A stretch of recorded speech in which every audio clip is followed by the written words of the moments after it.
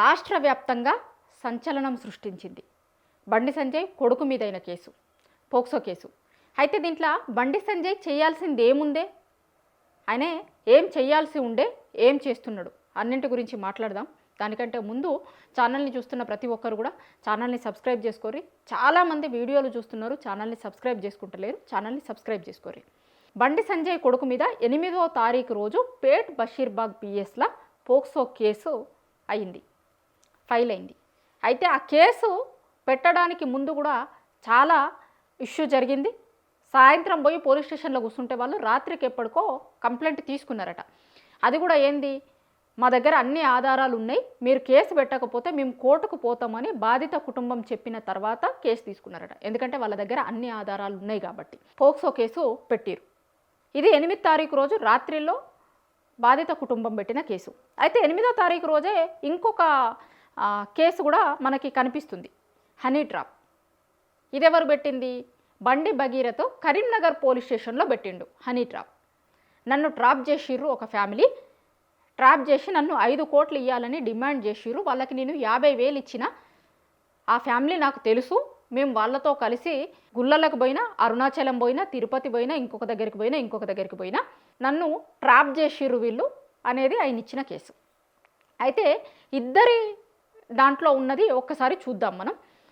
బండి భగీరథ్ పెట్టిన దాంట్లో ఏం చెప్తున్నాడు అంటే, నేను గుళ్ళలకు పోయినా అని మాత్రమే చెప్తున్నాడు. కానీ ఇక్కడ బాధిత కుటుంబం పెట్టిన కేసులో గుళ్ళకి మాత్రమే కాదు, అమ్మాయిని ఎక్కడెక్కడికి తీసుకొని పోయిండు, ఏ ఫామ్ హౌస్కి తీసుకొని పోయిండు, ఎక్కడ అపార్ట్మెంట్కి తీసుకొని పోయిండు, ఎక్కడ పార్టీలకు తీసుకొని పోయిండు, అక్కడ ఆ అమ్మాయి మీద ఏం చెయ్యాలనుకున్నాడు అనేది మొత్తం కళ్ళకు కట్టినట్టు వాళ్ళు పోలీస్ స్టేషన్లో ఇచ్చిన కంప్లైంట్లో ఇచ్చిరు. ఇక్కడ భగీరథ్ ఏమో ఓన్లీ గుళ్ళకు సంబంధించిందే చెప్పిరు, మీరు బాగా గుర్తుంచుకోరి. కానీ ఇక్కడ బాధిత కుటుంబం చెప్పినప్పుడు గుళ్ళకి సంబంధించింది కాదు, ఫామ్ హౌస్లో అపార్ట్మెంట్లకి సంబంధించినవి ఇన్ఫర్మేషన్ వాళ్ళు చెప్పిరు.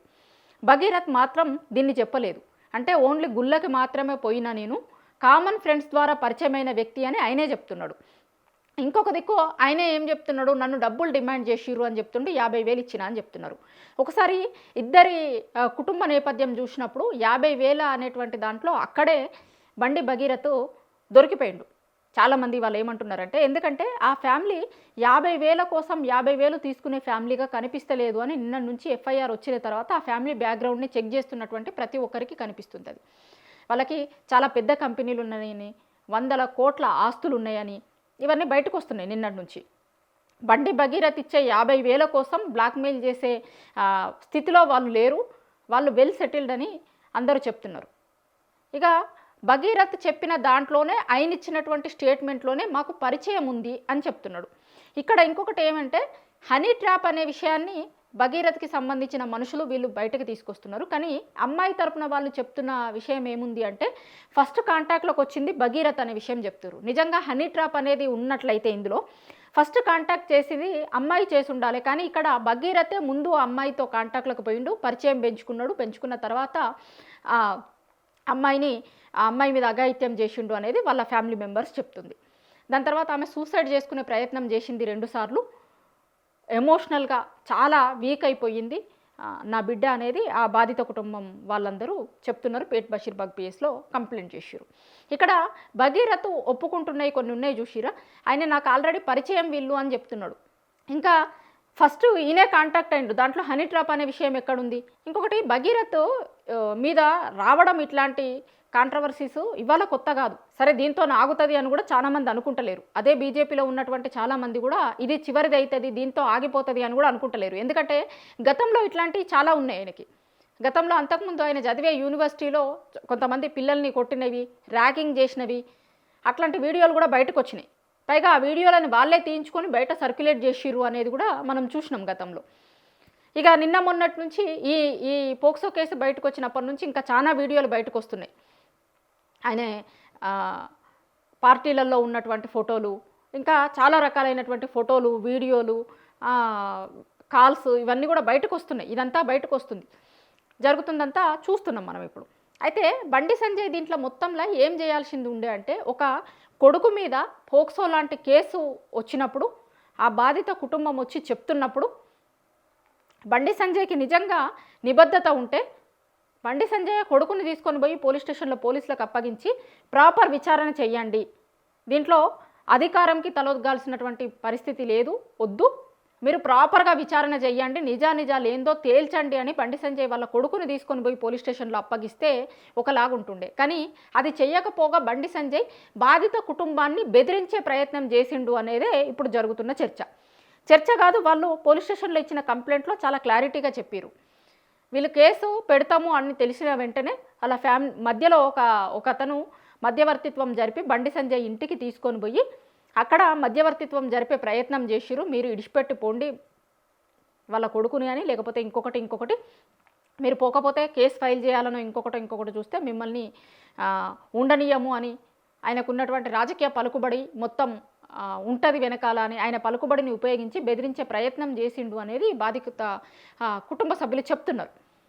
సంజయ్ ఒకవేళ వాళ్ళ కొడుకుని తీసుకొని పోయి పోలీస్ స్టేషన్లో అప్పగిస్తే కనుక ఒకలాగుంటుండే. కానీ బాధిత కుటుంబాన్ని బెదిరించే ప్రయత్నం చేసిండు.